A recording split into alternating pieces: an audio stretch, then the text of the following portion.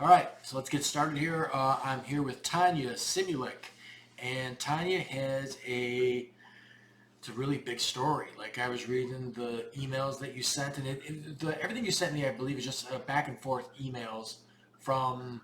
There's a talking to you who's a person that was in the service, and back to what's the My brother. It was my brother. okay. Your brother was part of it, but I thought there was somebody else that like an advocate or something like you were, or somebody in the healthcare industry. Oh, correct. So, well, all of my brother's caretakers, his team of social workers, nurse case managers, all those people, Okay. along with his company commander and his first sergeant, and a lot of different people. But so the emails that you read that were back and forth Yeah. were part of the the story or the history. Right.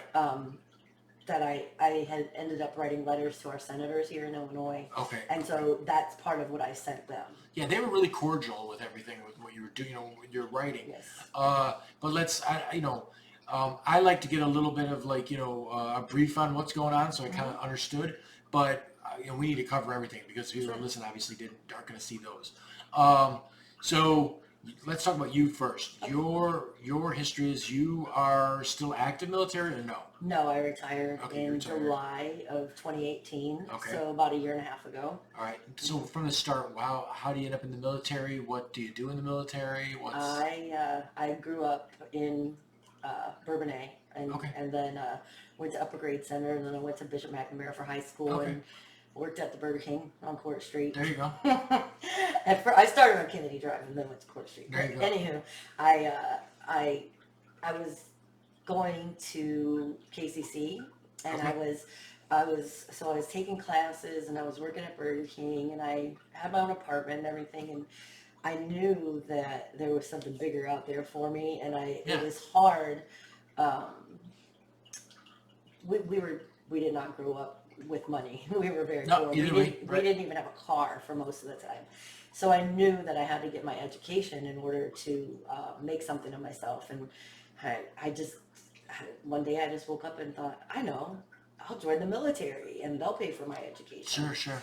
And that was the plan. I'll go in the military, and then I can do my 4 years and then come back here to Illinois, because Illinois has a program where if you go into the military and serve your term and then come back and keep your Illinois residency and then come back to Illinois, you can go to any state-funded school, and it's paid for. So is that the GI Bill? It's or? not the GI Bill. Okay. It's just through Illinois. Illinois. Now other states don't have the same thing if you're from that state? So other states do, like Texas has it, but it's called the Hazelwood Act, I think, in Texas. Okay.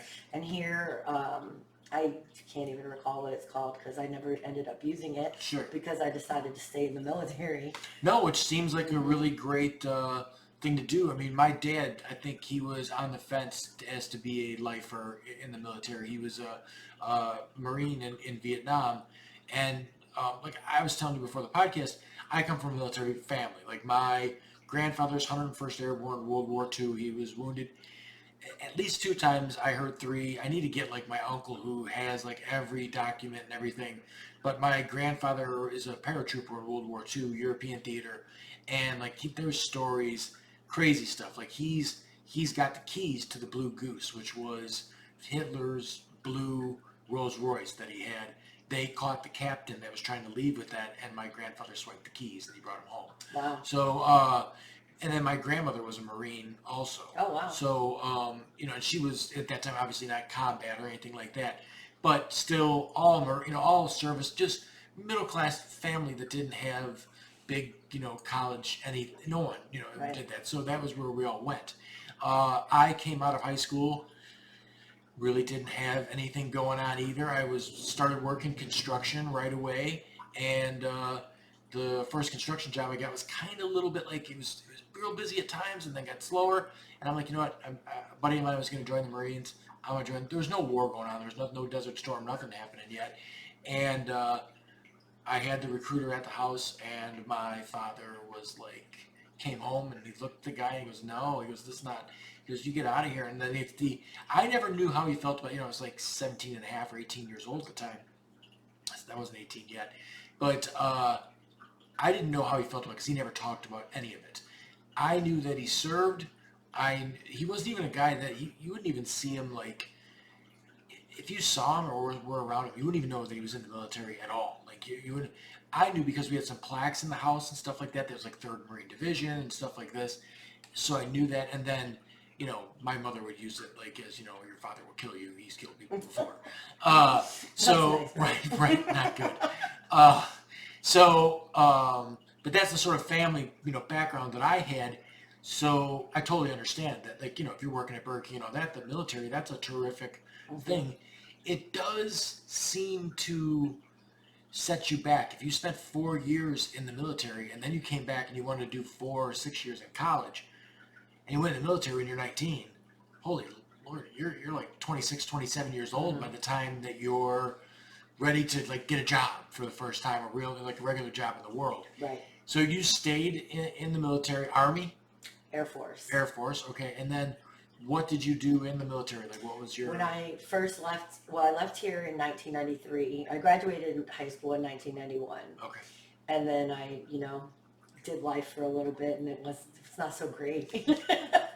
And so I joined the military in 1993. Okay. I left in October of 93, and I went to basic training, and then you go to technical school, and I went to medical laboratory technician school. I was enlisted.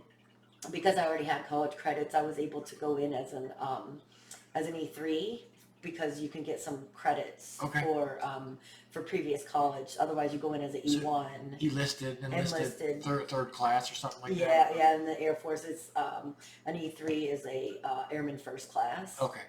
And then, so then I was able to put that on right after basic training. And then I went to 5 months of medical laboratory school, where it was just classroom school every day. Okay. And then after that, because it's a very technical school, you do a phase 2 where you do hands-on training, and then you do an hour of classroom every day, but you're actually working in the hospital, in the laboratory, Sure. learning.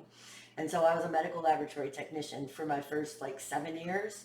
I was stationed at Eglin Air Force Base in Fort Walton Beach, Florida. And then I applied for a special duty assignment, and I went to Wichita Falls, Texas, Shepherd Air Force Base, where I actually then became an instructor and taught laboratory to the students coming out of basic training. Okay. And then while I was there, I finished my bachelor's degree, and I applied for a commission to become an officer, and I was accepted into the Medical Service Corps, which is healthcare administration.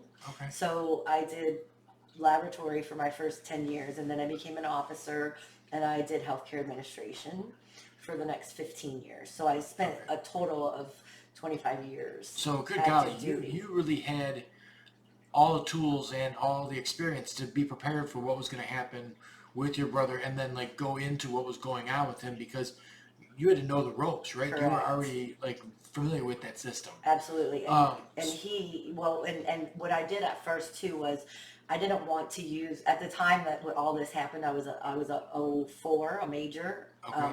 and I didn't want to use my rank as any type of hey, I'm a major and I want you to help my brother. I didn't want them to even know that I was in the military. Okay. So I started out dealing with them just as I'm his sister and I want to help him, and I never let them know that. It seemed like that in the emails. At first, Yes. it was a lot of just ma'am, and then it was major towards the end. Yes. The third one, there was major this, major that. Right. So at some point, did you pull a rank and be all right, listen? I didn't. What happened was I had been emailing them from my personal email account. Okay. And then when the stuff started to get really serious, I needed an email address. I knew a name of one of his Army leadership, but I didn't have an email address. But so within the military, there's websites you can go to that are only for military. Mm-hmm. I went on there and found that email address, and then I emailed straight from there, and I was on my work computer. Got it. And so that was the first time and it was his command sergeant major, and he said, "Why didn't you tell me you were, a major?" Shouldn't have to. I said, I mean, "I purposely hid that right. from you You're because advocating for a guy that's I don't want it to be I'm helping him from my rank standpoint. I want it to be I'm a person who's helping the brother. right. I'm a sister helping her brother, not a major trying to tell a command sergeant major Mhm. because any officer outranks that. And the Sure. Army's very serious about rank instruction. There you go. Okay. All right. So we'll backtrack a little now. What happened to your brother? Because that was one I could not read. Billy's Okay. history. Your brother Billy. Right. So your brother Billy joins the military. Joins the Army Joins the army. Okay. in 2005. So Okay. almost 12 years after I joined. Yeah, quite a while. Mhm. Right. And he joined the Army, and he was doing great. And he went to airborne school. He was a combat medic, a 68 whiskey, and he was airborne. And then his first time going to Afghanistan, he went for a year out of Fort Benning, and then the second time he went, he was stationed in Vicenza, Italy, and the 173rd Chosen Company, and he went there again for another year out of there, and when he came back from there, he got stationed at Fort Irwin in California, and at Fort Irwin, he was doing great. He was like the general's driver, and it's called the NTC, the National Training Center, Okay. and that's where the Army goes to train before they go to Afghanistan, because it's very desert, and Sure. so there's Sure. a lot Makes of, sense. it's a training place there. So he was like the general's aide, and he would drive him around, and he was doing great, and he was just about ready to get promoted to E6, and his colonel bought him a new service coat to wear to his promotion ceremony and everything, and then all of a sudden everything just went bonkers. I don't know how it happened, what the catalyst was, but this is October of 2013, and I remember he would call my mom, and she'd leave like crazy voicemails on her answering machine, and my mom was so upset. I don't understand it. She kept him on there, and I mean, like, Now, craziness. Like, I can't even describe it. Right. Like, I don't understand what. Like yelling at her, like, you did this to me, and you made. So he thought that the government paid my mom and my sister to let him be a guinea pig for the government. Oh, wow. Yeah, and he was calling my mom and telling her, people were following him, and so then he was getting in trouble a lot. He was getting, one time he called me, I remember it was like, I want to say it was the day after Thanksgiving or something, and I was stationed in San Antonio, Texas, and I was bowling with some family, friends and family, and he called me, and he was running from, he said there was all kinds of people chasing him. And Okay. So wait. Now, was he a troubled guy before No. the military ever? No. Okay. And is there any history of? I don't know where this is going because I didn't read the history thing Yeah. because I couldn't open the file. Is there schizophrenia or something in the family or anything like that? Because I mean, I got some listeners that are definitely into conspiracy theories, and they will be like right on board with your brother that he was Right. probably being followed and probably a guinea pig Right. and some craziness. Right. Because this sounds like it's coming out of left field. Like, Right, but so here's the thing is, there are so many people that have the same story that he has. this is even making it worse. Like, There is a phone number, or he is much better now. okay, But at this time, and for a while afterwards, there was a phone number where all these people called in, and there's hundreds of people on this phone call, and they all talk about their experiences and their stories, and they're all very similar. Like he Okay, thought, can we dive into that a little bit? Like, what are the yeah. stories? Like, what is going on? So they feel like, so at one point he thought that that the government was training him to be in the CIA. Okay, So they all right. were, and that people, that the mind control. So that he said he would be walking somewhere and he didn't know where he was going, but he would just end up somewhere that he was supposed to be because they led him there. Like he said, his nose, he could feel his nose twitch, and he would just follow his nose. Whoa. And he said that they implanted cameras in his eyes and Bluetooth in his ears, and then that's part of how they controlled him. And these other people say this too. I mean, like, so I've read some articles that there is a race, like, globally to create super soldiers, like, to do this sort of thing where you could, and, like, I'm a history buff too. The, the German army in World War II, like, the reason that they were so successful early on, I don't know if you know this or not, they were all hopped up on meth. Like, they were, like, given, it's like parabellum, or I did not know that. yes, there's I've seen it in a couple places, but what really covered it pretty good was on Netflix. There's a documentary called World War II in Color, and they talk about the Blitzkrieg. They took France because these fuckers didn't sleep for like 3 and 4 and 5 days at a time.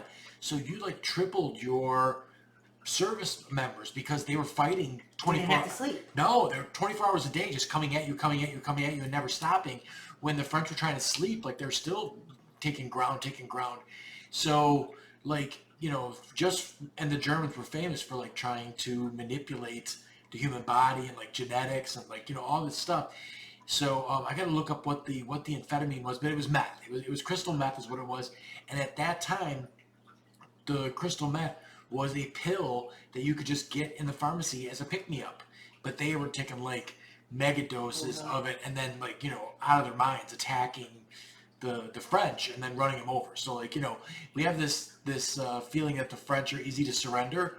They were getting pummeled. They were getting hammered by this force that was coming at them. Like they couldn't understand how could this size force just run us over. Right. They were 3 times the force because they were out 8 hours 3 times instead of Right. once. So and they say that like with that they've got that CRISPR technology. I don't know if you know. So I read all these crazy articles, but CRISPR is a technology that they're saying that in the near future, like they'd be able to change your dark brown eyes to blue because they could genetically modify you today, not like your children, but they would slice your DNA and then also people will be able to go in and be like, all right, I'd like a 6'2" blonde haired baby that's athletic, like whatever you want to make out of it. I've read right. that. Mm-hmm. And it's supposed to be totally like feasible that they're going to get there with this. And that's what we know in America. We can't even imagine what the Chinese are doing. And then if you listen to someone like Alex Jones, he claims that they're making pig-human hybrids and all this other stuff as super soldiers to, to war. So like what you're talking about is super interesting to me, like to like really listen to what you're saying. So, okay, so he was, in his head, he was implanted with all these things. Correct. Enhancements. Correct. Did you see the Ghost in the Shell? No. Oh, watch that. That's a futuristic thing where everybody's enhanced. So, like, you could get an enhanced liver to handle alcohol. You could get enhanced eyesight. You could get enhanced hearing.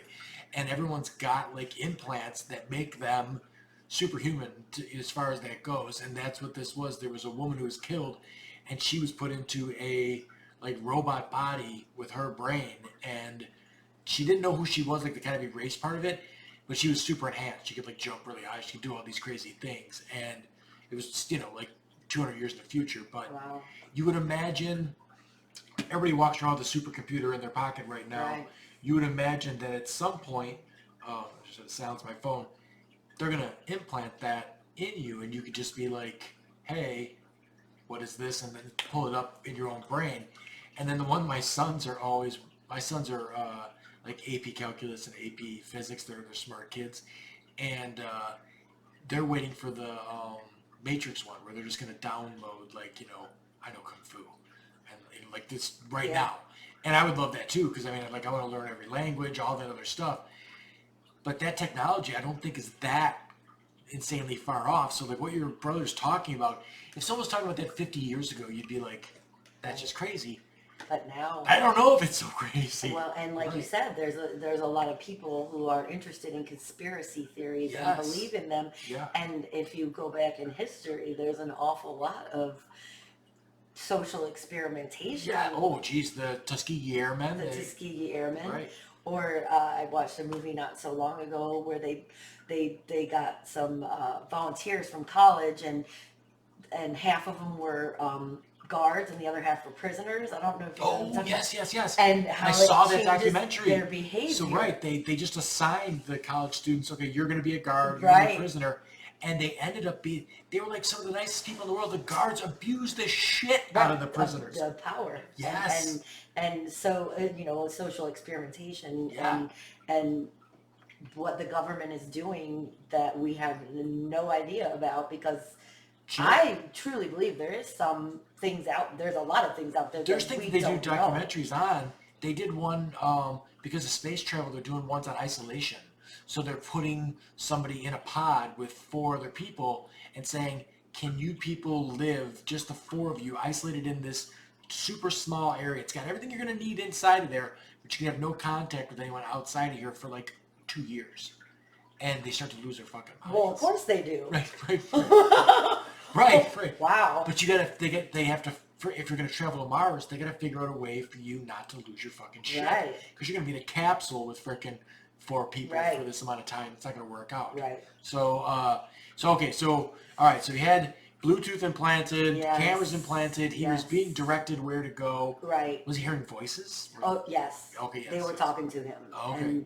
And they were telling him what to do, and they, and then also like when it started getting really bad, he only trusted me. And I'm not sure why or how that happened, but he would tell me everything, or he would call me, and now, were you ever worried that someone was listening? I wasn't, but he was, right? I think he's got to be, right? Super worried. Well, so the first time I went there, when I was talking to him, I talked to his command sergeant major, and I said, do you think it would be okay if I come there? Because I'm in Texas and he's up in Northern California, and I'm like, do you think I can come there just so I can see what's going on? I'd be there in a heartbeat. I want to look him in the eye and see what's happening. Let me tell you. So I went, and the first time I went was in December. So this all kind of weirdness started like in October of 13, and then like I told you on the Thanksgiving call, he was being chased. He ultimately ended up getting arrested by the military police and put in for disturbing the peace or something. And then I went there in December, and I got to his house, and his house, first of all, he had a cardboard box that it was full of just random stuff that he called evidence. So he had this box full of evidence, and basically what it was parts and pieces to like TVs and radios and any type of electronic thing that was in his house that he had dismantled because he thought that they had planted stuff in his TV and stuff to watch him, that his neighbor's Bluetooth or his neighbor's TV could get into his TV so they could watch him. Yeah. He also thought that his house, he lived in military housing. He also thought that his house was set up to be bugged and cameras and everything before he ever moved in. So this was a whole plan before he even got to Fort Irwin. Right, which sounds a little bit like nuts, but a little bit not. They say that there's smart TVs out there that have cameras that people don't know about them that are reverse facing so they can look at you. Mm-hmm. Every laptop's got a camera that they say, like who's the guy that's in Russia right now? Snowden. that is positive that they're, and he's one of the NSA people that was doing it. I've watched that too. Right. And then there's a whole line or brand of phones that's not allowed in the U.S. They're Yaoways or Huawei's. They're a Chinese brand.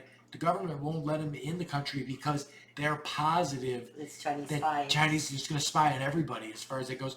But they say, like, we got some kick-ass phones, right? I mean, like, I got a Samsung that's a really good phone. People are walking around with, like, great iPhones and everything else. They say those Huawei phones they, like, knock them out of the park. They're way better than that.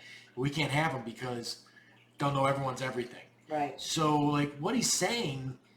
It's not that far-fetched. No, it's not even, like, a little bit far-fetched. It's almost, like, on the nose. Like, but and like his physical appearance changed as well. So he lost a lot of weight. Like he was down to like 160. He's about, I would say he's probably 6 foot, but he normally weighs like 185, whatever. He's very fit.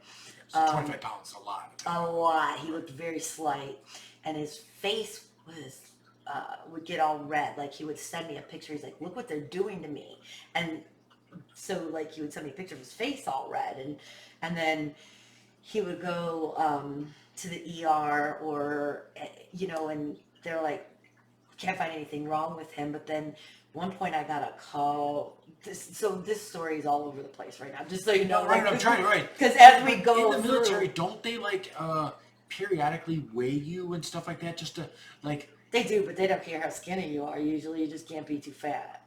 Yeah, but like it seems like if you drop 25 pounds and you weren't a heavy guy, 6 foot 185 is not.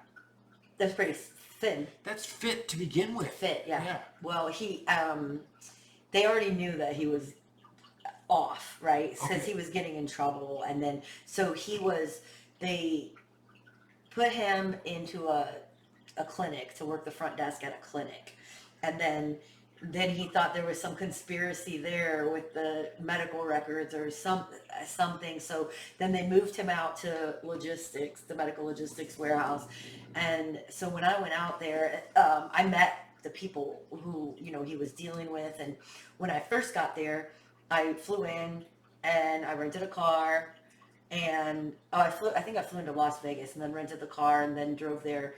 And he made me take the antenna off the car, and he's like, "Did you pick the car, or did you just take whichever one they gave you?" Oh yeah, I was right. like, He's thinking about everything. For sure. Yeah. I was like, I just took the one they gave me. So, and he's like, "We got to take this. We got to take the antenna off." So he takes the antenna off, and then we would drive around, and he'd like, "See, you hear that? Like the radio would just like go to static or something." And so this is, according to him, this is all them doing this. Or one day we got up like really early in the morning, like 6 in the morning, to go do his laundry at the laundromat on post. And there was a guy in there. And then he's giving this guy a hard time because he's like, "Who sent you here? Why are you here right now?" So we're at the laundry at 6 in the morning, and this other guy is there, and he thinks he's there Spy on him. to spy on him. Yeah. Whoa. And I was like, "Billy, I'm sure that's not it." I'm like, it's 6 in the morning. Why do they care if you're doing your laundry with your sister? You know what's so cool about this story is like you have, first off, you've got all the information.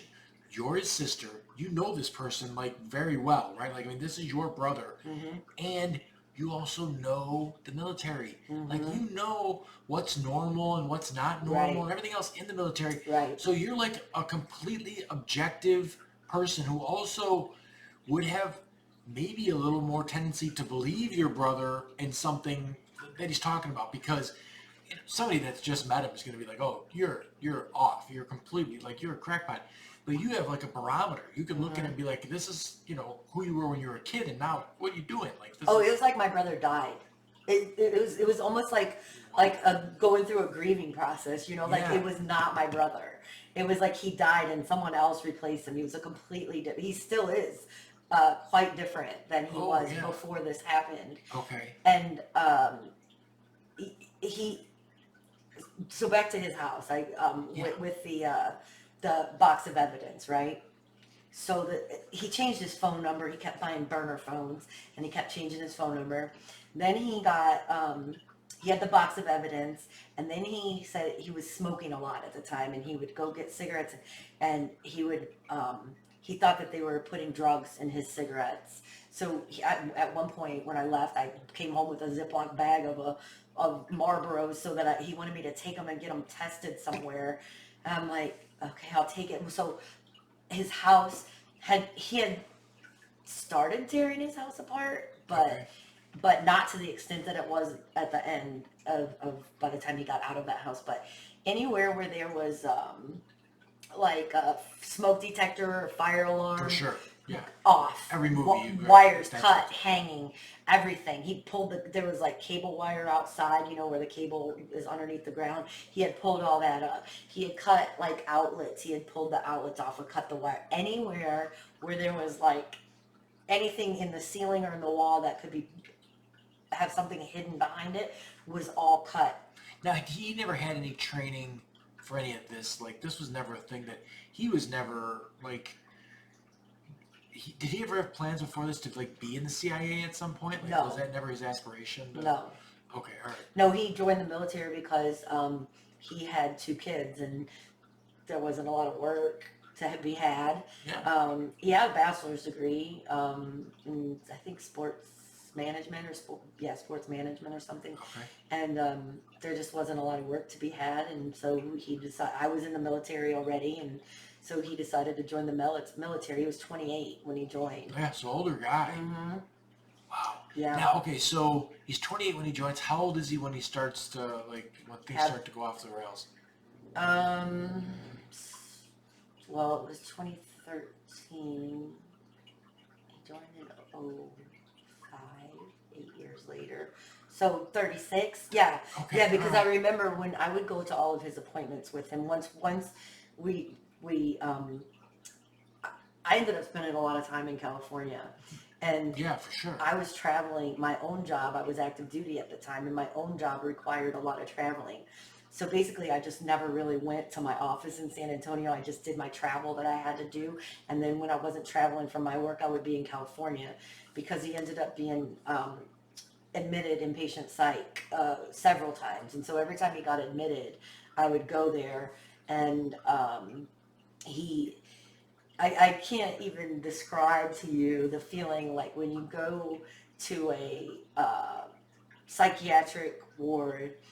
And I went in and asked for my brother, and then when he came around the corner, it's just like very emotional and shocking. Like his eyes were like black, and He's drugged at that point. well, yeah, and he's just not right, Yeah, and right. and he's he's not shaved because you can't have razors, and he's wearing the scrubs and the socks, and it's just. It takes you aback, it's very Now he's got a shocking. wife and kids at this time. Now at this point, he when he was stationed in Italy, he got divorced from his wife that he has his children with, and they were back in Illinois. Okay. But he had gotten remarried, and so he had a new wife, but when he started acting like that, she left and went. She's from Las Vegas, so she went back to Las Vegas. Okay. And then while I was there in California, I helped him. They got divorced, which was probably the best thing to happen. Did you ever at that talk to time. her? Like, Oh yeah. But she would call me and she would be like, I don't know what's going on. He's acting crazy. He's blah blah blah. And ultimately, she just kind of faded off, because he was just really. He would only talk to me and he would only trust me, and then and I would tell him, he's like, I know you think I'm crazy or whatever. I'm like, I believe you. I believe you, and I don't like to I don't want to call it lie, but I don't want to appease him. I wasn't trying enable to him or anything like Yes, that. I wasn't trying to do that, but what I felt comfortable saying that I believe you because I truly believe that he believed that. So I do believe everything he said. I believe him that he The only way you're going thought to figure it that. out is to gain its trust anyway. Correct. Right. And so I couldn't. It just shut you out if you were like, you're nuts, you know. And so that's one of the main points that I wanted to make with this is that, you know, he started acting really crazy, and my mom was totally upset and didn't want to talk to him, and my sister, my aunt, and then so I was helping him with, you know, I was giving him money, or like in the military, they have what's called a military star card, which is a credit card that can only be used like at the BX or the PX on base, and you can use it for gas and clothes, whatever you need, you know, on base. So you'd load his card. So no, I would let him go into there and use my card. Okay. I could put him as an authorized user on my card. You don't get essentials with it. He can't get anything crazy. He could go get gas, like he needed some shoes, whatever. And my aunt, she's like, Tanya, you gotta quit giving him money. You gotta quit. You gotta stop it. Because everybody's like, he's crazy. He's just. And I was like, no, I'm not gonna do it, because the minute I stop talking to him and listening to him and helping him, no one's going to know where he's at, and he's going to be one of those guys out there on the street holding a cardboard sign saying, please help. Yeah, right. And I said, I'm not going to let that happen. And so many soldiers have been abandoned by their families and friends and their command because they started acting like this, not exactly like this, but behavioral issues, whatever. And many times it has nothing to do with behavioral issues. They're mentally ill. They're very sick. Yeah. And at one point, the point where I actually wrote the letter to the senators was when his nurse case manager broke the rules, because they have meetings about these high-risk patients, the whole team, the social worker, the psychiatrist, with the Army commander.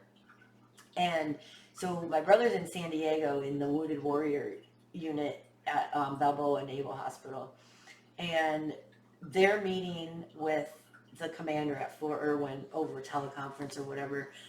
And his nurse case manager called me and said, I not supposed to tell you this, but I told you that I would let you know if there was anything with your brother's case. And she told me that the commander at Fort Irwin wanted him to be sent back to Fort Irwin from the Wounded Warrior unit in San Diego to be discharged on disciplinary actions. And she told me that the whole team told this commander how sick he was. And they're like, this kid is sick. She said, why don't you come and spend a day with him, and then you tell me if you think he's sick or not. Right. And the leadership at Fort Irwin did not care. And at that point, and she broke, I mean, that's patient confidentiality. She broke all kinds of rules by telling me that. But this is happening to so many people. And because they can't talk about it outside of there, you know, then what can a family do to help that person if they don't know that that's yeah, family's always really good at turning their back on people as it is. Like I watched a documentary on military people that are homeless, and they're choosing to be homeless. Like there's programs they could get into to get off the street that they want to. Some of them have the same psychosis where they're like, they're looking for me, they're listening to me. All I want to do is live in this tent to be by myself. There was a movie that was made too. It was like Without a Trace or something like that. And the guy had a daughter. He was an ex-Afghanistan vet, and all he wanted to do was like walk off into the woods and like live off the grid sort of thing, because he didn't want anything to do with society. And it's, you know, he felt like he was betrayed by the government as far as sent to Afghanistan in the first place and stuff like that. Like he should have never been there. And, you know, he didn't trust anybody anymore. So every time that like they would, because he had a teenage daughter, they would get him, put him in a house, he'd just find a way, as soon as they calmed down, like watching him, to pack it up and like sneak off, and they'd be gone. So yeah, there's something needs to be done with that situation for sure, because we can't have all these guys that serve the country and then now their brains are scrambled up. Now, was there an incident with your brother that triggered this? Did he see? Was he a combat vet? Did he see? Okay, so was he fine for some part of that, and then He hasn't talked much about it. Okay, he doesn't have a worker, social, like a psychiatrist that he deals with too. No, he never, even when I would go to all of his appointments with him, social worker, psychiatrist, he allowed me into everything. So I took him everywhere and sat in and listened. And when he wouldn't tell them things, I would tell them, I'm like, he says he's doing better, but he's not, this is what he's saying. And um, so as far as like what happened over there, no, he never talked about any of that. Wow, wow, like, yeah, that's gonna be a hard nut to crack as far as like if a guy won't open up about what's going What, on. well, at one point too, they had his command went and took him, all the knives out of his house. And so they were communicating with me. So I knew that this happened. And plus I'm communicating with him at the same time. So they went and took all the knives out of his house, and then they put him in I guess they have like trailers on the post where it's like a little one person trailer when people need somewhere to stay or something. So they put him in there Okay. and took him away from his house. And then after that night that happened, and they took him, and he told me that they took him there, they went back to his house, and they hadn't seen his house, and it was atrocious. I have some photos. Maybe if we do like maybe if we do like a part 2 or something, I'll make sure I bring the photos or something. Yeah. But they saw his house, and he had damaged his house, his little base house, to the tune of $7,500 by tearing it apart, like window frames, everything. Yeah, he was positive. Stuff was Correct. like, it reminds me of like A Beautiful Mind. And Exactly. That's exactly when I went into his house the very first time in December. Yeah. That's exactly what I thought. I thought, oh my God, this is like A Beautiful Mind. Like he had evidence, and he had all these papers, and he showed me these papers, and I tried to help him, like, well, let's call this person, and he's like, this isn't right. And I was like, well, let's call them, or let's, get to the bottom of it. And I would help him like investigate stuff. But then, he had several episodes of psychosis where he got delusions of grandeur, like that he was on some sort of big, at important first. mission. At first, they diagnosed him with delusional disorder. At one point, they did say they did diagnose him with schizophrenia, and but they also said it's not typical to get schizophrenia when you're almost 40 years old. See, now I thought it was. I thought that's when it manifested itself, was like late 30s into your 40s. I think there's all kinds of people that, from what I had read, there's all kinds of people that show no symptoms of it, and then when they get into middle age, then it comes out. But well, I don't, so I'm if not he authority on actually does have schizophrenia, like I thought, well, maybe, maybe it was always like there, but then the trauma from war or whatever, maybe. I always thought schizophrenia was a thing too that, like, that's why I asked if there was a family history of it, because I thought people always had it like, grandpa was a little, funky. Yeah. And, well, so we don't know our paternal grandfather. Okay. So we don't. Our father passed away when he was 53. He was an alcoholic and a drug addict. But so like, and also, because I've thought that before. Well, maybe my dad or history, right? Right, maybe that. But mental health wasn't a big topic back then, so it's very possible they were mentally ill. But yeah, the crazy thing about that is like, I had a Marine on that ran a bunch of long distance triathlons, and we were talking about for the podcast. He was talking about like there's this culture in the military of people claiming disability that are not disabled.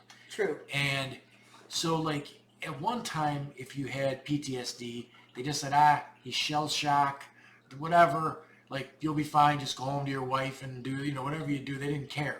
Now they've swung the pendulum back the other way where they're trying to do something about it, but I think they're just giving them spots to like hide, or like programs to get into that are giving you money, sort of a situation, and then people are taking advantage of that don't need it, sort of thing. And that was making this guy he's the real deal as far as the military goes. He was at shrapnel, and he's this Marine sniper and all this other stuff. Afghanistan, I think Afghanistan, he got wounded in Fallujah, but he was wounded like 3 times. And so I'm Mike is a guy that if you talk to him about something else, you wouldn't know. Like he would just be talking about whatever else you're talking about. Like he can talk about anything. He's a really intelligent guy. His kid's a wrestler, so we would always talk about wrestling stuff and everything else. But he's got to have some sort of whatever he does, he deals with it really well. Like as far as it goes, because he went into depth with holding this guy in his arms when this guy died, and like he got on this one thing, and his captain was it was the first time he met the guy, and he died that day, and like just real bad, like rough stuff that he saw. And Mike's a highly functioning guy, like does just fine. So, but he's like not that understanding. I don't think about people who didn't see much and then they're all screwed up, Right. sort of thing. So, Right. Which I understand. it's gonna be A lot hard of to deal with people in are. that setting though, because if someone's abusing it, that muddies the water, right? Like you can't figure out. Right. Which is why so many, like I said, so many soldiers are being discharged for disciplinary actions, but it's actual mental health issues, Yeah, right. and then they are not entitled to the benefits that someone would be entitled to that has PTSD or Sure. emotional, psychological issues from Right. war. Right. Yeah. No, it's such a fine line to walk, and then when you get a patient that doesn't want to even walk any line, he wants to go walk way over there. I mean, so I want to stick with the story because it's so wild and it's kind of in my wheelhouse for like all this other stuff where he's like the surveillance thing because we live in a world now like I got that Echo Dot thing. I love that for playing music. I got Alexa. Yeah, right. I got right. a Ring doorbell. Yeah, right. right. All that stuff's terrific. Yeah. I went to my son's bought me an auto start for Christmas for my car, and I went to Best Buy to have it installed, and it's like they're like if you got to ride out of here, it's going to be about 2 hours for us to do this. And I'm like, I don't. I'm just going to hang out. So 2 hours in Best Buy for me is a bad thing to do. I'm looking at every single thing in there. And the most interesting thing was the security stuff. Oh my gosh. You can surveil. There were like 6 packs of cameras. You could have a screen in front of you with like 6 different screens and cameras everywhere and outside and inside. And, so to think that like the stuff your brother's saying, this is the stuff you could buy at Best Buy. What do they got in the military Correct. as far as In that the goes? government. Right. So, I mean, they're putting cameras on a rocket when the thing goes into a place, and they still have the footage. So it's wild stuff. And right, if your brother saw that stuff, like I think you took exactly. Oh, I can't. What's a joint? It's okay. And if he does, he does. The first couple times he tried to get involved, I was like, knock him over there, and I broke stuff, and everything. Like, all right, he's fine. It's fine.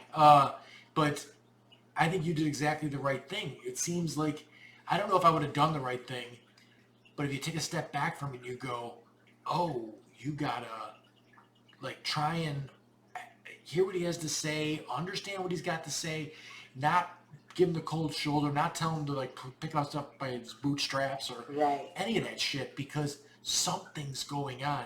Was there ever any medication that they could give him that all of a sudden he was like back where he was like, hey, here's my guy again? No, they gave No. him medication. So they gave him, like the antipsychosis medicines or whatever. Nothing brought him back. Now he's starting to come back a little bit, Now, why do you I don't know. Maybe that's why I tend to think it's not schizophrenia because I don't think you'd get rid of that without no, and meds. right. So I don't know. It's inexplicable. I mean, Whew, it is, and I mean, there's so many things out there that I don't like. I'm a skeptic on most things, like even like hypnotism and all the other stuff. But if they can get into your brain, like I don't like, and we don't know. No, and then we're dealing with a weird time in our history too, where these guys are being taxed in a way where I know a guy that was in the Air Force, I think he did like 6 times he was in Afghanistan.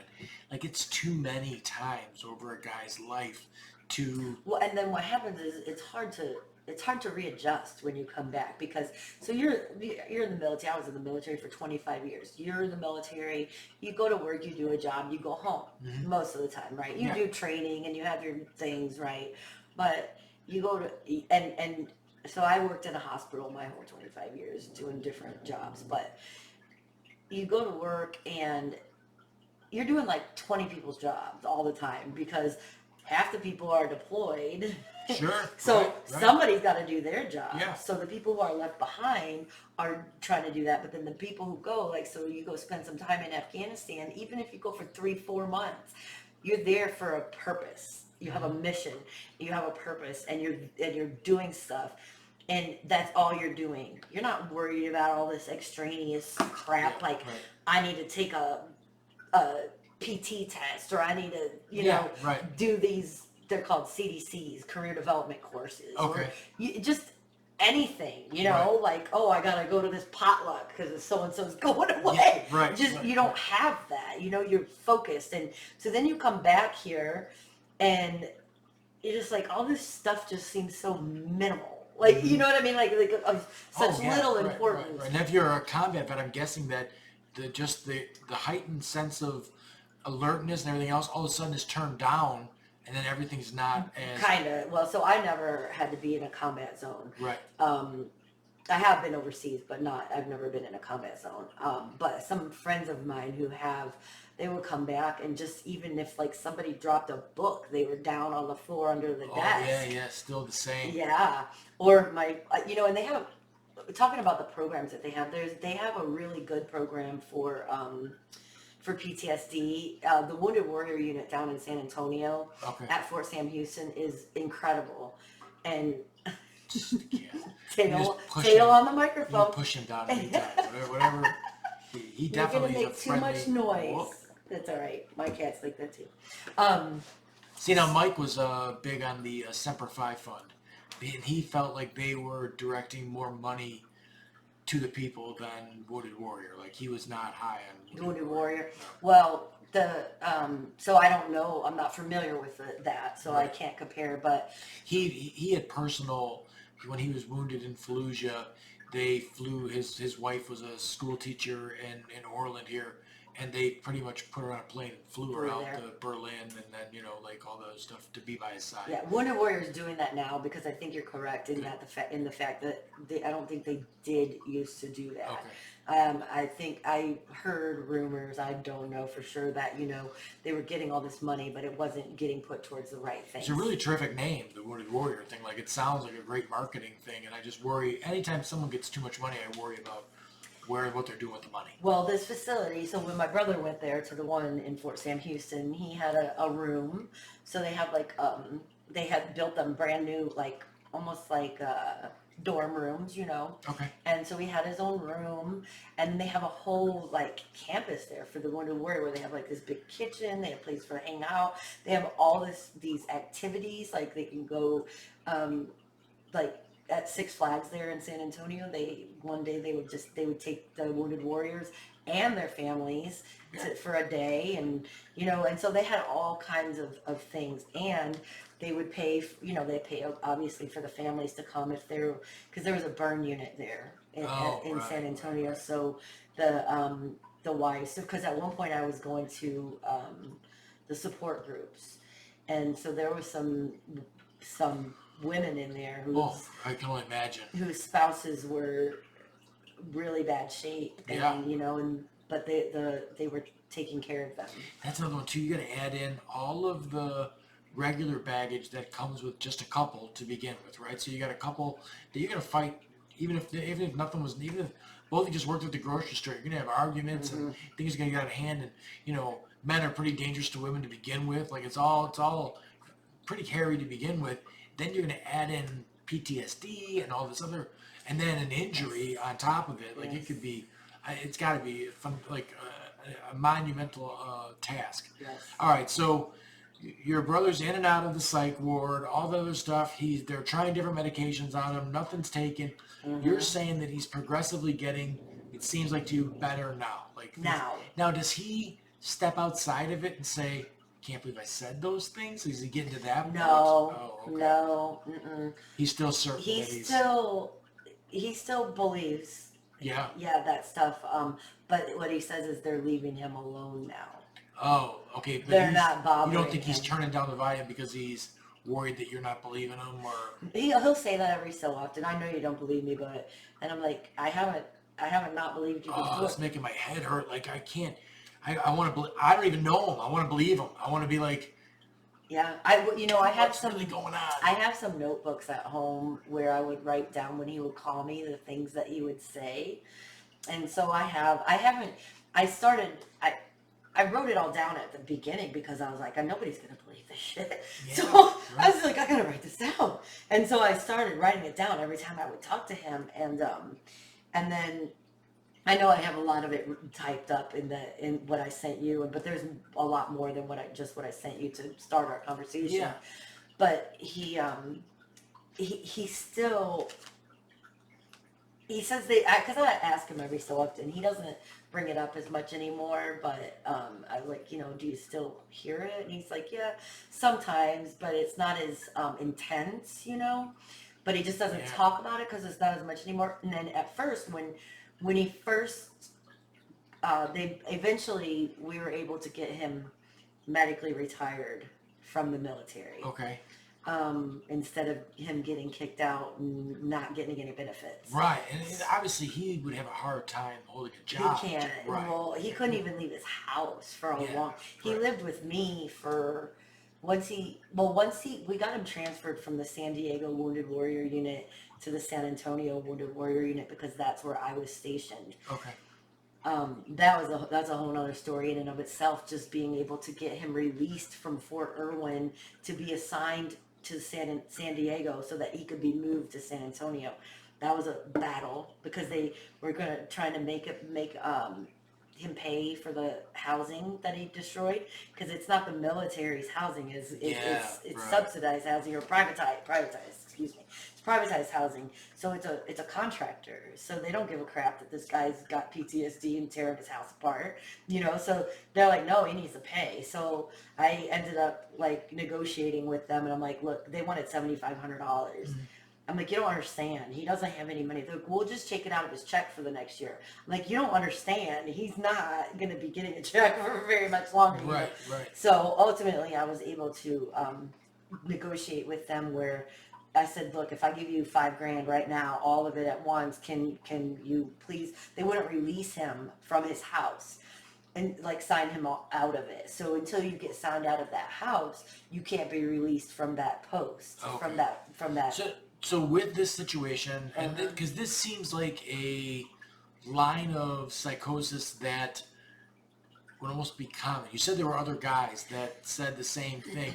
Do they ever do case studies where they're okay, I'm gonna write everything down that this Mikey's saying, then I'm gonna go over and talk to Steve and write everything down he's saying. I mean, obviously if the government's doing it, then you can't trust that because they're the ones that they're perpetrating the situation. But like, I don't know, it seems like somebody should be like, because if you could get people that were perfectly separate, like Mikey doesn't know Billy and Billy doesn't know Stevie. They don't. Right, and then they have all exactly the same story. They have this phone call, like this number that they call into and tell us shared stories. And I'm like, well, how many people are on that call? And he said a lot. I actually saw a Dr. Phil episode where a guy had the same exact story, but he wasn't in the military. And well, that's okay. Wow. Yeah, right. It was very similar. And so at one point, you know how you're talking about the meth. Yeah. So at one point, they were saying that this type of psychosis or whatever comes from bath salts. Oh, like the fake, the fake, right. Whatever fake it is. pop, whatever, drugs, right, yeah. The synthetic stuff. Correct. So they were trying to say that he did bath salts, and then that's what happened. And forever he's like screwed. Like that can't be right. But no, because he's even like now he's not as extreme as he was, but he's not. So after he did get medically retired, he had only served. He was just shy of 10 years active duty. So he also got VA disability. Originally, he was only approved for 80% of VA disability, and then I helped him appeal, and we were able to get him 100% disability. So that comes with a lot more benefits than 80%. Plus, it's a paycheck for him. Yeah. And and then I was able to help him get Social Security disability, which at the Wounded Warrior unit, they have all that set up to fast track it. So we were in San Antonio, and I went to the Wounded Warrior unit, and I did a Skype meeting with the Social Security Administration, because he couldn't fill out that paperwork. He can't even feed himself. Like, if I didn't get him food, he just wouldn't eat. Right. Yeah, so like there's all these things, like I said, this is my wheelhouse because I read all these things. Like Adolf Hitler himself was on a cocktail of cocaine, steroids, and something else. And meth or something like that. Like he was on all this, like all those speeches he's given where he's watching, and everything. Like that is, he's on drugs. Like he's like way hopped up on steroids and everything else. Human growth hormone was another thing that they were giving him. So like he was a cocktail of all of this crazy shit. Yeah. Oh, the other one was bull semen. So taurine, that like in Red Bull. That's made from bull semen, right? I know. So like they were giving him that too. Like there was everything they could give this guy, they're giving him, and this is in the 40s and like 1939 to 45 or whatever when he was gone. So I can't even imagine what they could come up with now. And then like if you watch some of these documentaries on the bath salt stuff and stuff like that, they just manipulate like one part of the molecule and then it makes it different than, because every time the government gets a drug that is like they're going to ban or they're going to make it legal, they take down a chemical map of the molecule, say, okay, this is illegal. So they take those bath salts and they make them just a little bit different.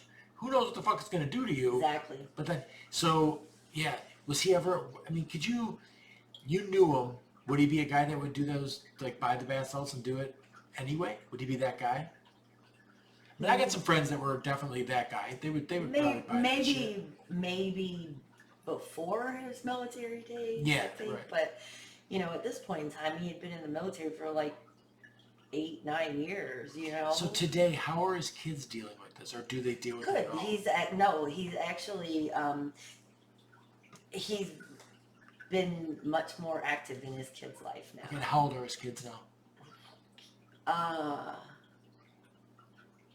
Teenagers or? Yeah, like I think one of them is in 6th grade and the other one is a freshman. Yeah. Okay. All right. So yeah. So just getting into teens and stuff like that. Yeah. And now, do they know his history and everything else? Like I don't really know. I know that's his a tough ex-wife does, because at the time I was trying to deal with her and explain things to her, and because she just didn't know what's going on because it was so nutsy, Right. And that's why I say, when I talk about it being nutsy or so crazy, I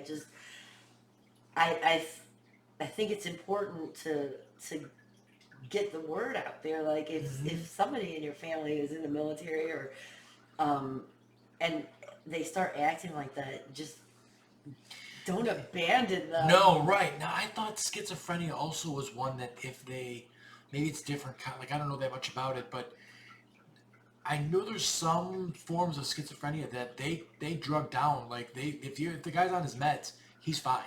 Right. The brilliant mind guy or the beautiful mind guy, if he was on his meds, he was fine. The voices went away. Right. It was all finished. But as soon as he started not taking them, boom, they're right there again. And I did a lot of reading on schizophrenia when they were trying to say that that's what it was. And I did read.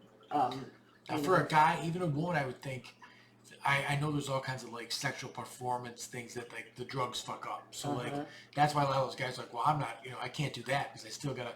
It's amazing to me that in the midst of all this going on, he had a wife, got rid of that wife, left, and he got another. Like, even with all the craziness going on, he's still like, how you doing? Well, no, because that happened before the craziness. So the second wife was before the craziness. Okay, all right. He met her when he was in Italy. Got it. And then the craziness started shortly after he got to Fort Irwin. All right.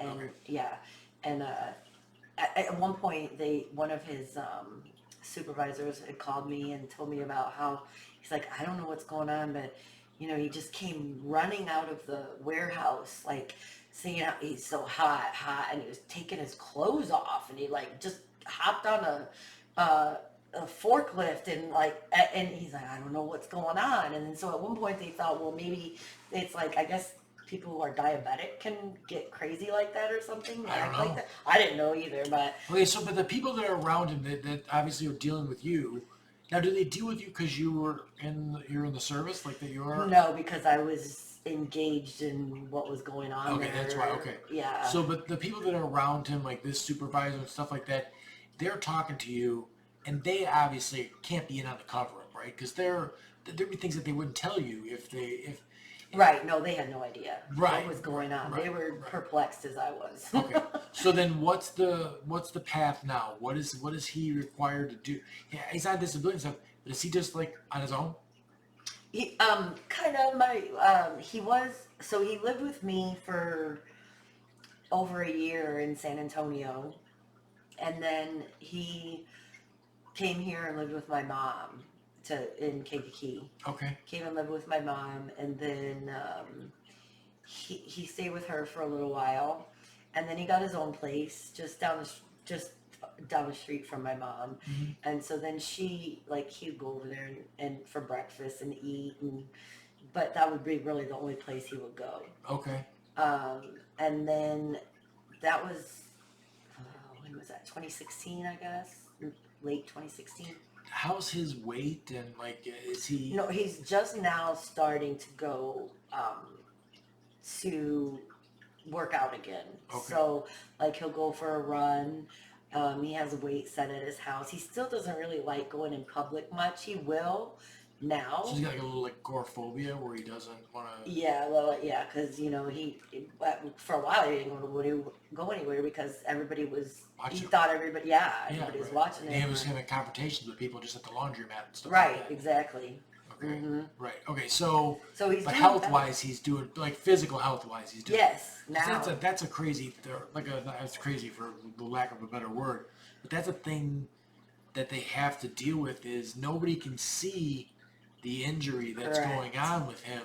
So like you like that's a tough. That actually, how you say no one can see it. So they're in the military now. They are building what are called the National Intrepid Centers of Excellence. And there's like 12 of them. Originally the 12. I don't know now because it's been a couple of years since I've been involved in that. But they're building one right now at Edwin Air Force Base in Florida. And it's the Invisible Wound Center or whatever. It's Right. and it's for mental health. And that's what they call it, the Invisible. Okay, so the center, what would that entail? Do they have like my thing is I'm so worried that they spend so much time just on the monetary, like getting the guy enough money to have housing and everything else, so we can forget about him.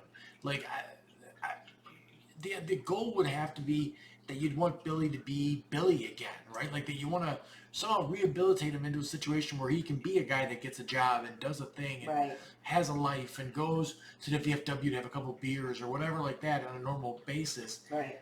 Are they doing that? Like this facility you're talking about, are they equipped with mental health practitioners that are?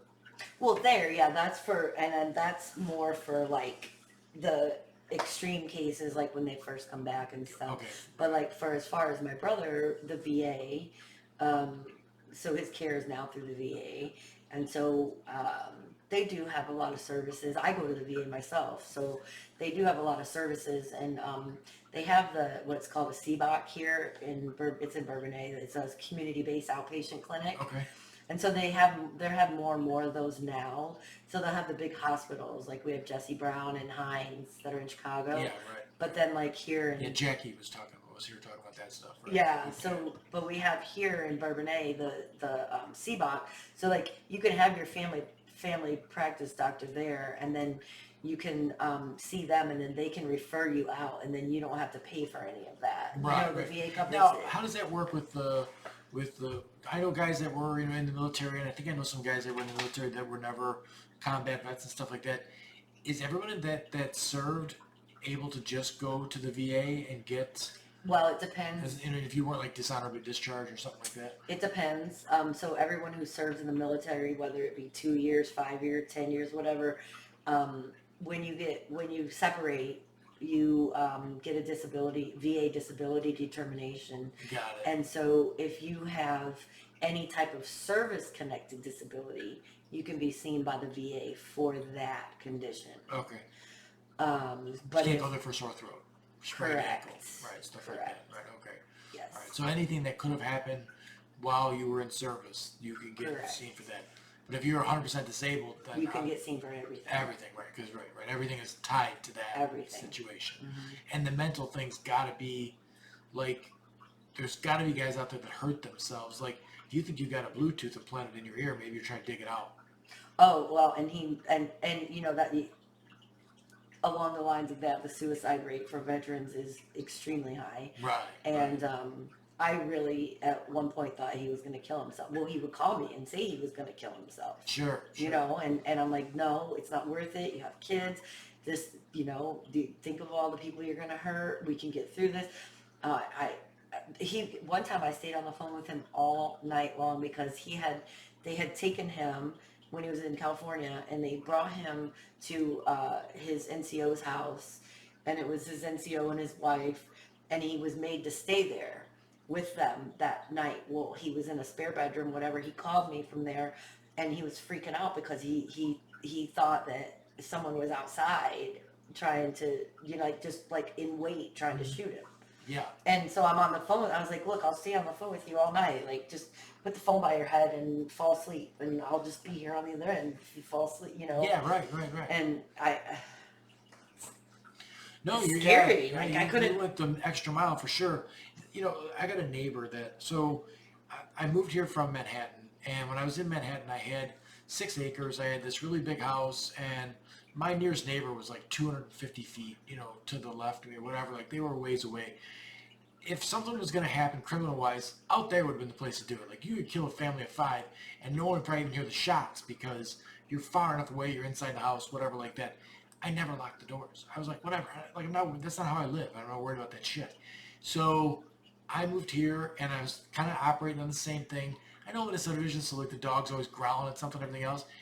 About 6 months into being here, I was in the out by my garage, and I turned around, and there's my neighbor in my garage right there by me, and I'm like, whoa! I go, what are you doing? He's like, oh, I was just coming to talk to you, and I go, you really got extra close to me before you even made yourself aware, like made me aware that you were here. Freaked me out a little bit, right? I'm like, all right, but he's a neighbor, and we had like some issues with him when we were doing the construction here. He kept calling the police, and the police would show up and be like, listen, we can't.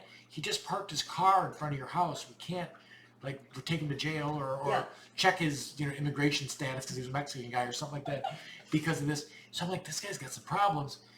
I was coming home about 8 or 9 months into being here, and he's in the street and he's waving me down, right? So I roll the window down. It's summertime. Got my arm on the thing. He puts both hands on my arm and he starts talking to me. I'm like, first, you're touching me. This is weird. And then secondly, he took his one hand off and he's putting it on his ear, and he's like, yeah, I got it. He's talking to somebody, right? And I thought he had a Bluetooth thing on his ear or something. And he's like, starts telling me about the FBI, and they're looking for a fugitive in the area, and he's already talked to the FBI and told the FBI that I'm okay, and it's like I'm fine to come in and out of the sector or something like that. And then he turned, there was like a sound or something behind the car. He had nothing in his fucking ear, and I'm like, son of a bitch, this fucker's nuts. Like, I got problems now. This place is like Fort fucking Knox. I mean, I got nothing in here that anyone wants to take, but like, I don't want like to come home and this dude's naked in my house, Right. Like so. And he's got a Marine flag flying out there, but I don't know if that's real or not, like anything. I guess my issue with it is I think that these guys, if they're out of sight, they're out of mind. So as long as your brother doesn't, kill anybody or make any, big problems for anybody, and he's not calling them constantly, they don't give a shit. Like, it's not a thing where they're like, he's not our problem anymore. But you essentially, if it's like what your brother says, they obviously created the problem. But if it's just from the military, combat situation, that you still caused the problem. Like, this guy was a perfectly fine human being before you guys got a hold of him, and now all this is going on. It's hugely intriguing to me to hear what you have to say, but on the same hand, it's also sad. Like, it's like, oh my gosh, this poor fucking guy.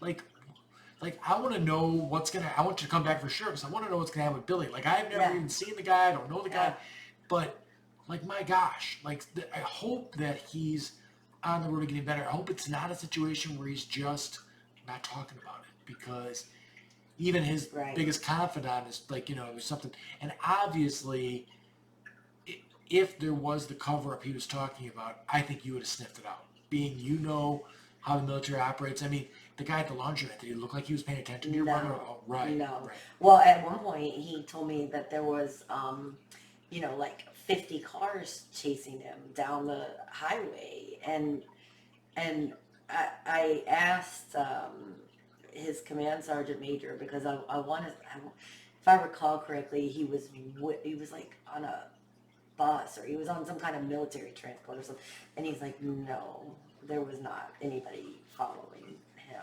Or one time he ran into the shopette on post, and he was running because he said that there was people chasing him.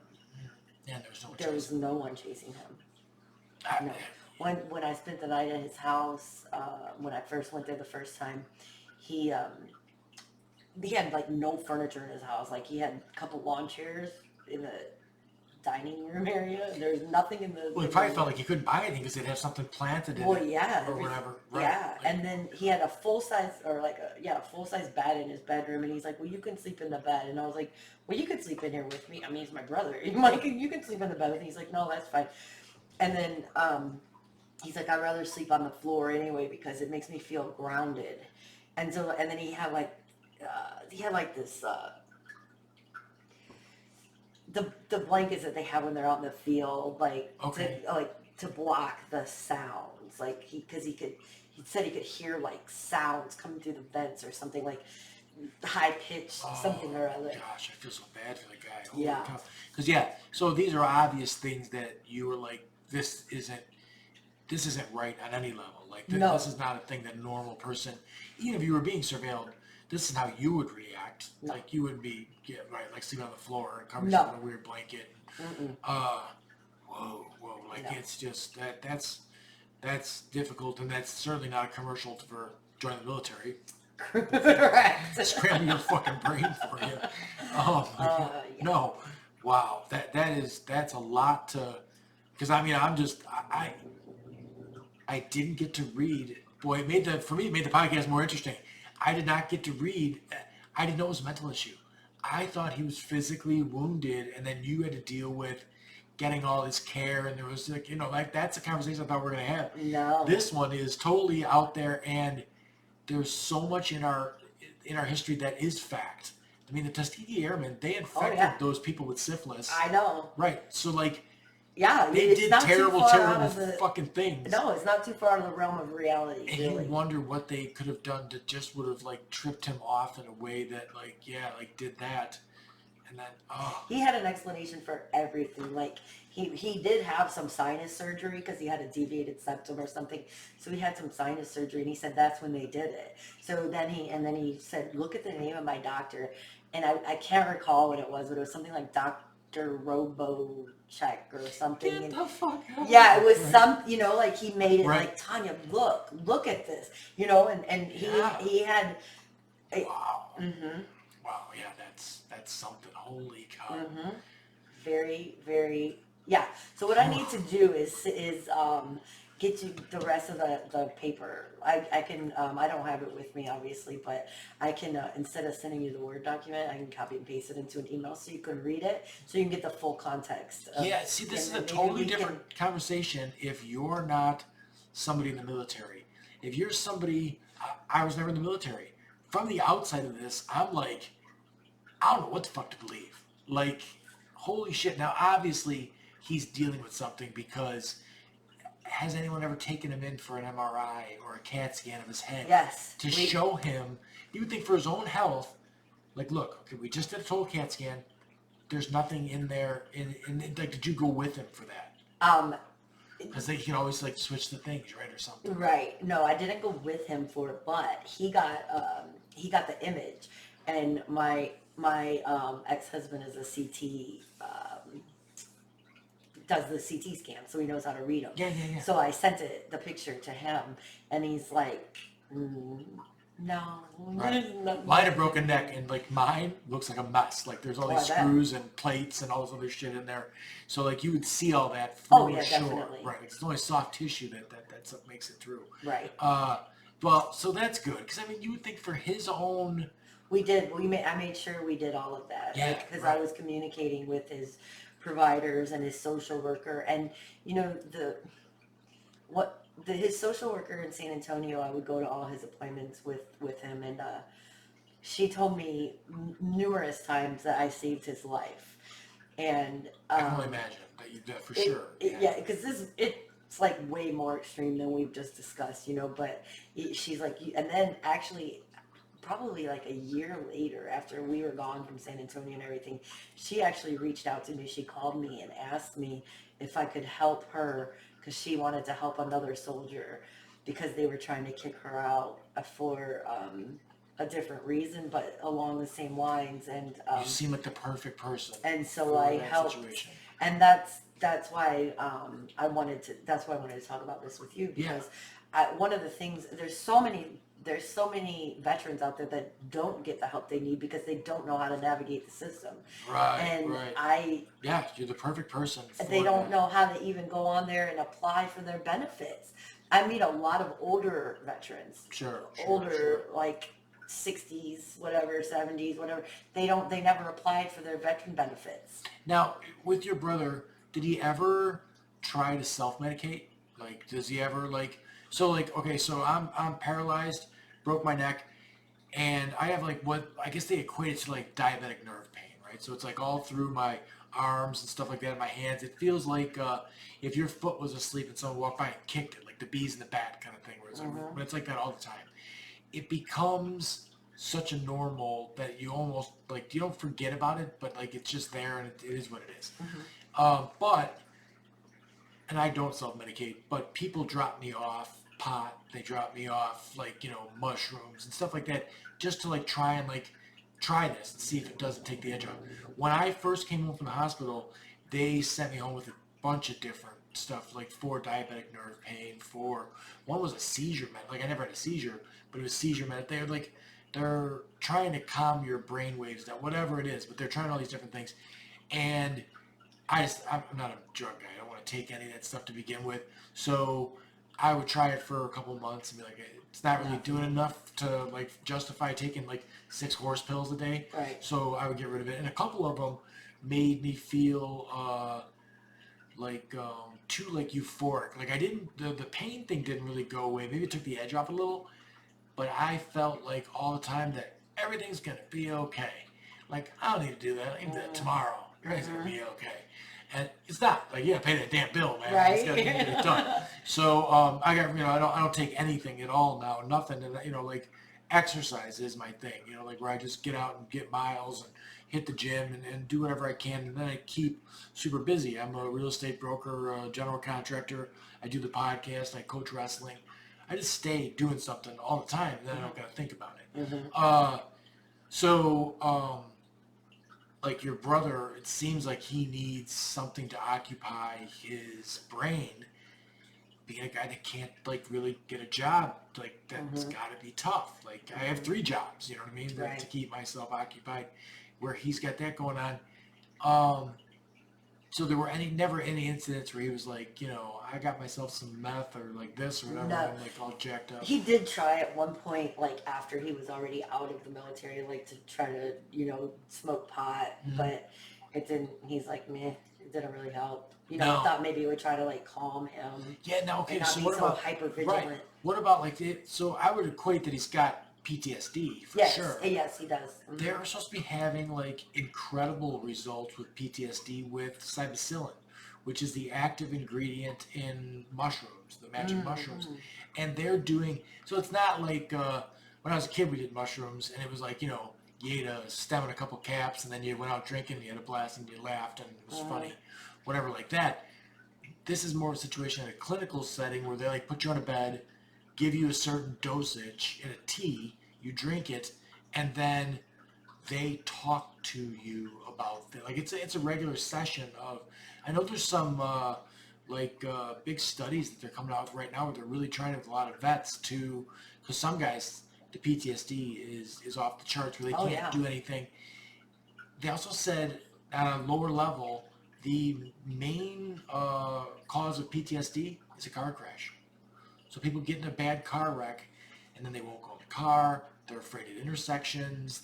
So like this therapy has helped them with that. Mhm. And then there's another one like ayahuasca or something like that. There's supposed to be another like hallucinogenic. There's supposed to be resets to reset the brain on Hmm. this. I don't know if it's something worth looking into or not because I don't know Yeah. that much about it. But there was a guy that just wrote a book on all the veterans that they're working with PTSD with psilocybin with. And I think Colorado is trying right now to legalize or decriminalize. So if someone's got mushrooms, they don't go to jail. They, can still have it. But I just would like to see your brother, guys like that, like get back onto an even keel where they're okay. Because from what I understand, financially they're pretty well taken care of. Like he can get, like Jackie explained it, like her dad was 100% disabled, but he was getting thousands and thousands of dollars a month and some care and like Mhm. the VA Hines and all those stuff was Mhm. taken care of. And then when he got older, he was put into the Mantino home and everything Mhm. else. So like Jackie didn't have a care financially. I don't know if his quality of life was what it should have been. You know what I mean? Like, I mean, the guy was a guy that liked to go out and have beers and all that Yep. other stuff. And, Mhm. he was stuck in the wheelchair and everything else, so it was not good. But at least financially taken care of. But with your Right. brother, financial things probably not the biggest part of it. No. Like, so what? I got a house and I got Yeah. food and I can't think straight. So, Right. like, um, I always said with the injury stuff, my grandmother, who was sharp as a wit, sharp as a whip, she was the foundation of the entire family. We had a big German, Irish, Catholic family with all these kids and 25 grandkids and everything else. She kept it all together. She got Alzheimer's and it was gone. Like she didn't know anything. I would rather be injured like I'm injured than lose my wits. I can't. Yes. I'm the oldest grandchild in that family, and I remember when she stopped knowing who I was. And I was like, wow, like, I'm 17 years old, and you forgot who I was. Like, I've been Yeah. around for all this time. Uh, and then after that, she started to forget her own children, like who they were and stuff like that. So it was really rough. Your brother's situation, yeah, it's tough. Is he happy ever? Um, I think more recently I've seen him better. Yeah, laugh and have a good time. Yes, like this past I wouldn't know what to do if I Thanksgiving. couldn't get some laughs. I mean, I Yeah, like to get a laugh. this past Thanksgiving he had a nice time. I had it at my house. Well, because I haven't lived here in 25 years, and I just bought a house in June, There you go. and so I had Thanksgiving, and so he was there, and it was it was just our family. So he's comfortable with that. He's not comfortable being around like a lot of people. So he still doesn't really like to go out Yeah, in social settings, sure. but he's starting to do a little bit here and there, which I'm very thankful for. Is he Um, going to do it on his own, or is it well, prompted by something? uh, yeah, it's usually prompted by something, Okay. like, hey, come to the, want to come with me, and he he still mostly says no, but I still ask because maybe that one time he'll say okay. No, he's in you no know. place to like start dating or anything like that. Like he's just not. No, I don't think so. Yeah, right. Which is probably good at this point. He's probably needs to focus on himself Yeah. as far as that goes. But Yeah. wow, that was a lot to I don't know if you what else you got to add. Like, so where is it going from here? Like, Right now, I don't know. no. No, I don't know. Yeah, that's something. Well, we're an hour and a half. I mean, Yeah. if you have something else that you want to go over, like come back. I mean, and Okay, sure. definitely. I mean, you can email me the pictures and stuff like that. I can throw them Yeah. on this podcast for sure. That's a wild tale as far as everything goes. Yeah. And like I guess I would at first be adverse to like believing him, but then if I step back and thought about it, I'm like somebody's got to believe him because we got to figure this out. What the hell's Right. going on? Right. But all right, we'll wrap it up. As usual, there's a little red subscribe button down in the corner here. I kind of like gauge the podcast by how it does by what the subscribe numbers are and stuff like that. Please subscribe to the podcast. It's on iTunes. It's on Google Play. Rate us on there. Interact with me for sure on social media. If you think that there's somebody that you know that should be on a podcast, I got Tanya here from Lisa Henson, who was their friends, and that's terrific. She had brought you up maybe like a year ago, and we were having a party, and she was like, "Oh, my friend," she was talking about all the like this stuff, but she never hit on like what was wrong with your brother, sort of thing, which that is it's a wild one for sure. Yes. But yeah, let me know what you think, and if there's anything, if someone's in this bag of tricks, this situation, I'll connect you with Tanya, and she can maybe send you in the right direction. Okay, yeah. Because wow. I'd love to. But thanks so much for the story and everything. It's something. Thank you. Thanks for doing what you're doing with your own brother. Like it hit me in the heart as far as like wow, like I hope he gets better. I hope he does. Really, Yes. that's tough. But Thank you. ooh, Thank you. all right.